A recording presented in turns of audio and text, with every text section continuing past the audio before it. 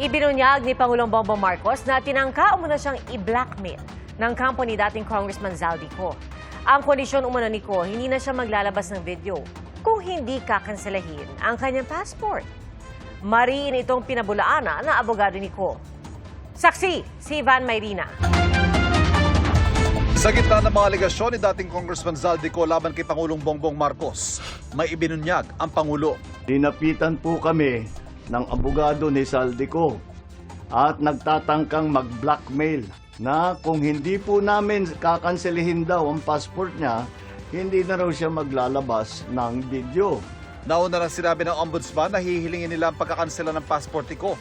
Kasama siya sa mga sinampahan ng kasong malversation of public funds at paglabag sa Anti-Graft and Corrupt Practices Act.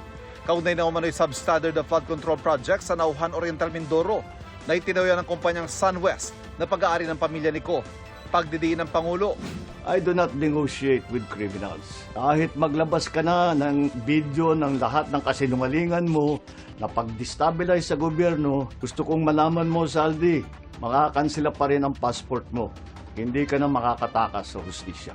Ang akusasyon maring pinabulaanan ng abogado ni Ko na si Attorney Rui Rondain. Wala raw siyang nakausap na kahit sino man sa gobyerno para itigil ang mga video kapalit ng hindi pagkansela ng passport ni Ko. Iginiit din ni Rondain na wala siyang kontrol sa paglalabas sa mga video.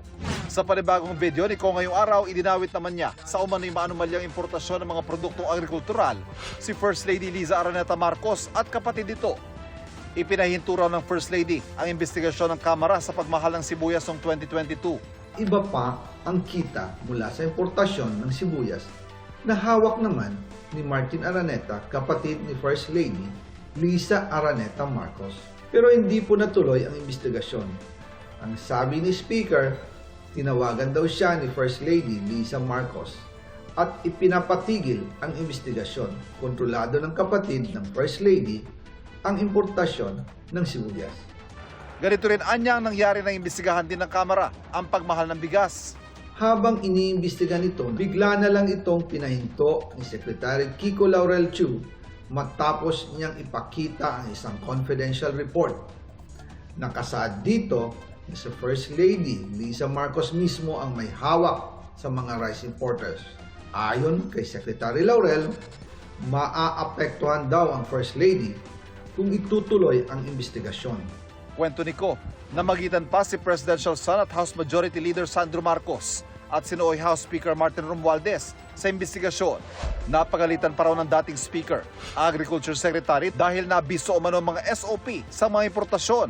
Dahil inilabas niya ang confidential report na nagdidiin sa First Lady sa issue ng rice smuggling.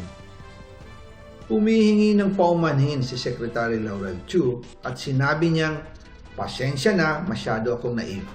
Nagreklamo pa si Ko tungkol sa importasyon ng isda dahil ilang kumpanya lang umano ang pinapayagang mag-angkat. Ang makaunting kumpanya na ito lang ang nabibigyang permit to import. Dahil dito kontrolado din ang presyo ng isda at ito din ang dahilan kung bakit mataas ang presyo ng galunggong.